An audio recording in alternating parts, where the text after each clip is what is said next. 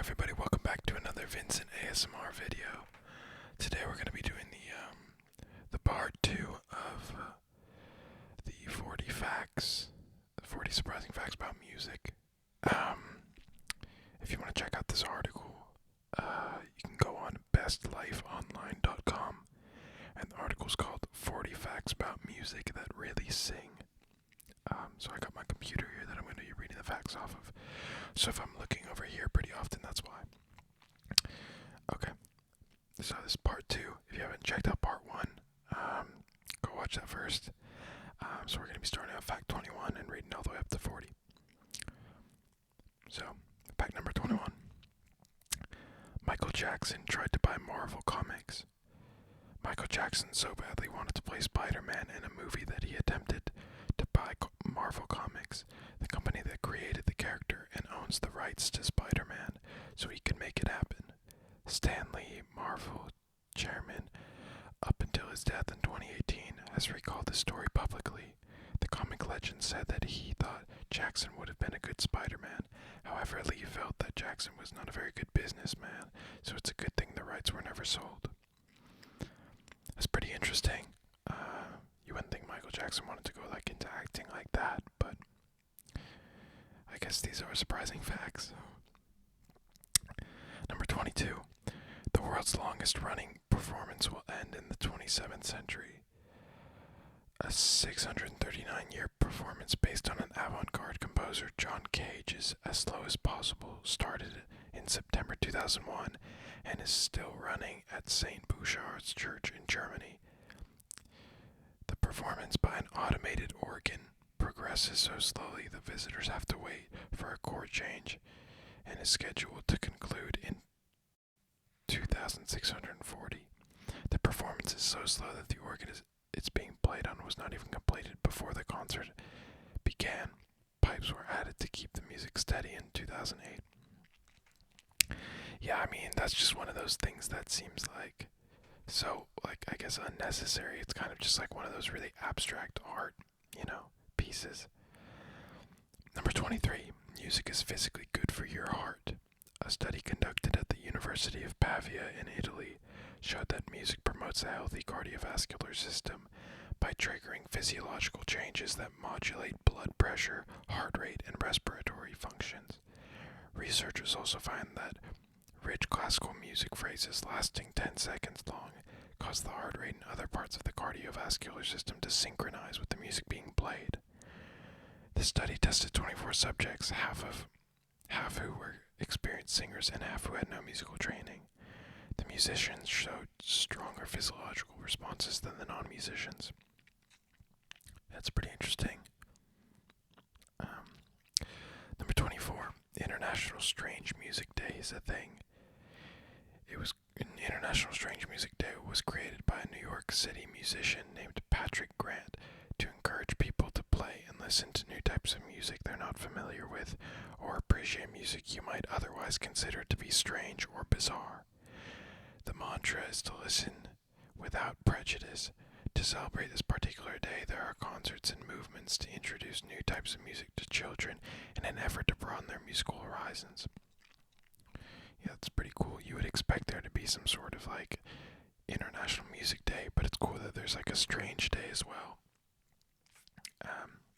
So yeah. Number 25. A sea organ is built into the coast of Croatia. After Zadar, Croatia suffered devastation in World War II. Reconstruction included transforming a part of the city's seacoast into an unbroken, monotonous concrete wall. Completed in 2005, the sea organ is an architectural sound object which plays music when hit by sea waves through tubes which are located under marble steps. The steps, which offer both protection and allow tourists and locals a place to sit or stand while listening to the music caused by the wind and sea, were built later. That's pretty cool. That must have been really hard to design, so. Okay, number 26. Loud music causes you to drink more in less time.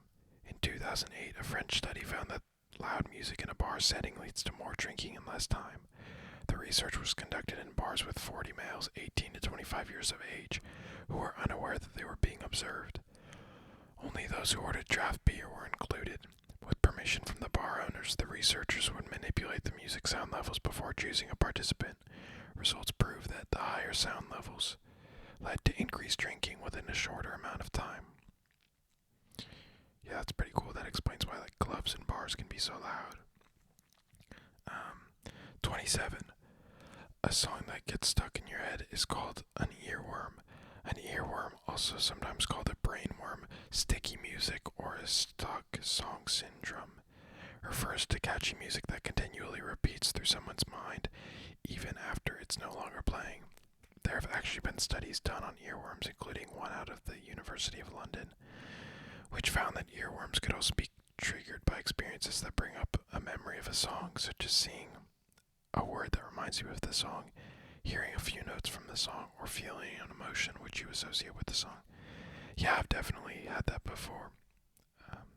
That's pretty cool. It's called an earworm. Fact number 28. Cows produce more milk when listening to slow music. A 2001 study by two psychologists at University of Leicester suggested that cows who listen to slow, soothing songs like Everybody Hurts by REM and Simon and Garfunkel's Bridge Over Troubled Water produced 3% milk than a control group. Cows that listened to rap techno music showed no increase in milk production. When a cow is stressed, it slows down the release of oxytocin, which is crucial for producing milk. So playing milk that relaxes them helps them produce more milk. Yeah, that seems really, random. But again, interesting for sure. 29. Heavy metal and classical music fans have similar personality traits. While their appearances may be different, heavy metal fans and classical music fans actually have a lot in common with each other. The findings came from research conducted by Heriot-Watt University in Scotland, which examined the personality of more than 36,000 music fans from all over the world. Apart from the age differences, lovers of these two types of groups were virtually identical.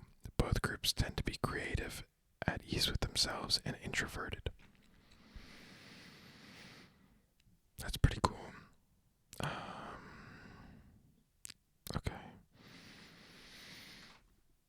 Okay, number 30. Axl Rose smokes cigarettes as a part-time gig. While Guns N' Roses were struggling to make an impact on the Hollywood music scene in the mid-1980s, Axl Rose held down some interesting jobs, including the position of night manager at the Tower Records location on Sunset Boulevard. He and his bandmate Izzy Stradlin also participated in a scientific study at UCLA where they smoked cigarettes for reported wages of $8 per hour.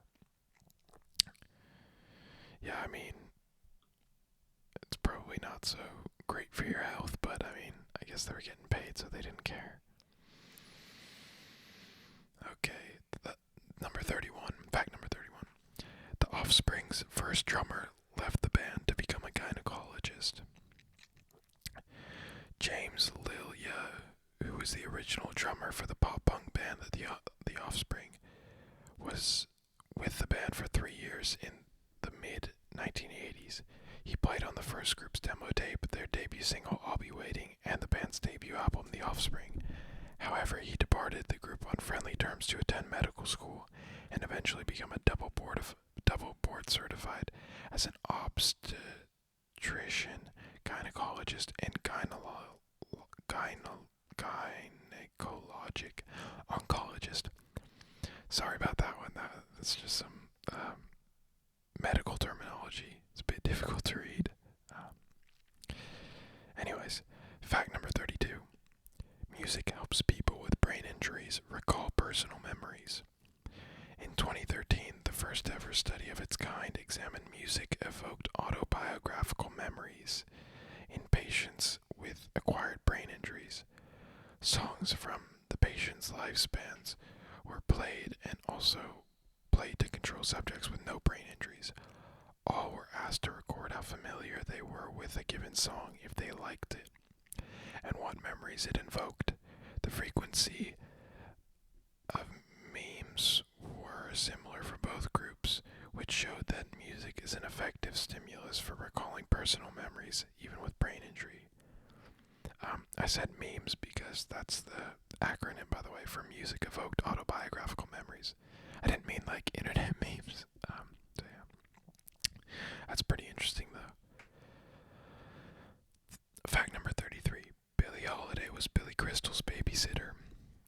Commodore Records produced several of Billie Holiday's songs, and one of the label's owners was Jack Crystal, Billy Crystal's father.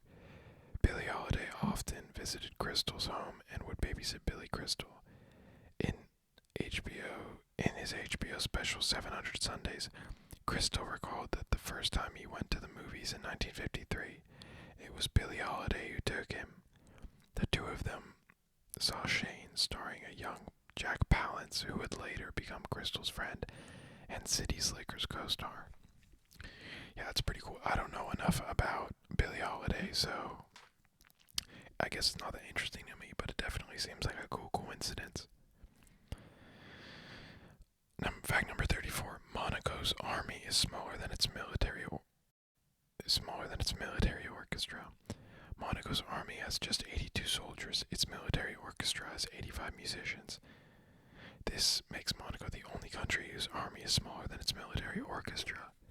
This is not surprising, though, seeing as its army has only been put on alert once throughout the country's history, when French President Charles de Gaulle threatened to cut off Monaco's electricity and water in 1962 if Monaco's Prince Rainier III did not impose an income tax to Monaco's residents. That's pretty interesting. Prince played 27 instruments on his debut album. Prince's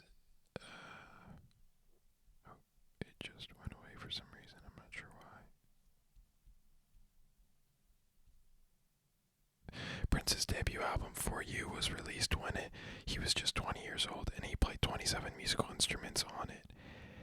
Included in the album's notes, he's listed as the musician behind all vocals, as well as electric guitar, acoustic guitar, bass synth, singing bass, fuzz bass, electric piano, acoustic piano, mini moog, poly moog, ARP string ensemble, ARP pro soloist, Oberheim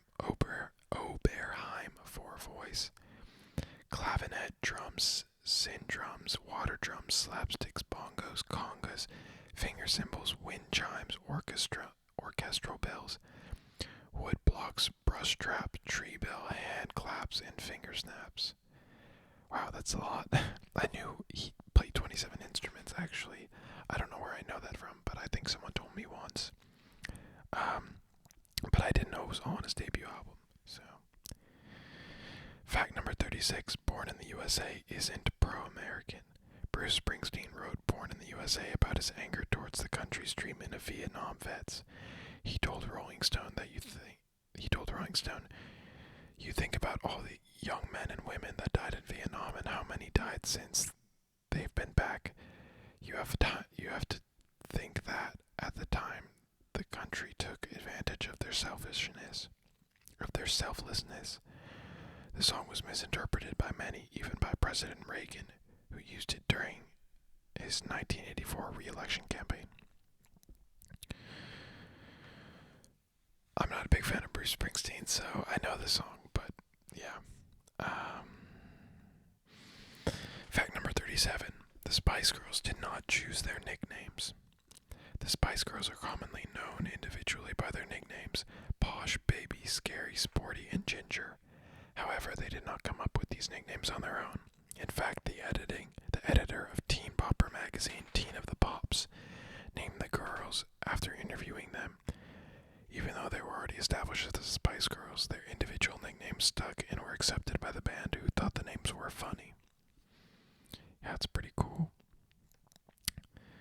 Okay, number 38. Janet Jackson's Super Bowl wardrobe malfunction inspired the idea for YouTube. Jawed Karim was one of the 3 founders of YouTube, even though he later assumed an advisory role after leaving the company in 2005 to study at Stanford University. He said that the idea for what YouTube was, he said that his idea for what became YouTube was inspired by two very different events that happened in 2004. One was Janet Jackson's wardrobe malfunction during her Super Bowl performance that year. The other, however, was a bit more sober. The devastating 2004 Indian earthquake and tsunami, which caused an estimated 227,000 deaths. Yeah, I mean, that's interesting. Obviously, like YouTube, because like I watch YouTube and I post on YouTube, obviously. But it's kind of funny how her wardrobe malfunction had to do with that. 39. Irreplaceable was written to be a country song. The popular song Irreplaceable has a story behind it that involves multiple famous artists. For starters, it was written by Ne-Yo, who wrote it as a country song with Faith Hill or Shania Twain in mind to record it. But Beyonce heard it and loved it and made it her own. The catchy song went on to grab the #1 spot on 4 different Billboard charts the year it was released in 2006. Wow, that's pretty cool. Okay, guys, we're on the last fact here. So, this fact number 40. The Simpsons' Do the Bartman song was written by Michael Jackson. In the early 1990s, during the heyday of The Simpsons' popularity, the people behind it decided it was time for the cartoon family to start churning out pop hits, and Do the Bartman was one of those songs. There were rumors that the track was ghostwritten by Michael Jackson, who was a huge Simpsons fan, but the show producers denied it. It wasn't until many years later that the show's creator, Matt Groening, finally confessed Jackson did indeed co-write the song, but had to do it in secret as he was contractually forbidden from writing for an outside label. Wow, that's pretty cool. Michael Jackson and The Simpsons. Anyways, guys, that's the 40 facts that I wanted to read for you guys. Obviously, this is part 2. If you guys want me to read any other articles, maybe about specific genres or music, or maybe I can read about, I don't know, some like sports, then let me know. I think it's pretty cool, just to listen to some ASMR, but also get like some educational tips while you're at it, because why not? So I'll catch you guys next time.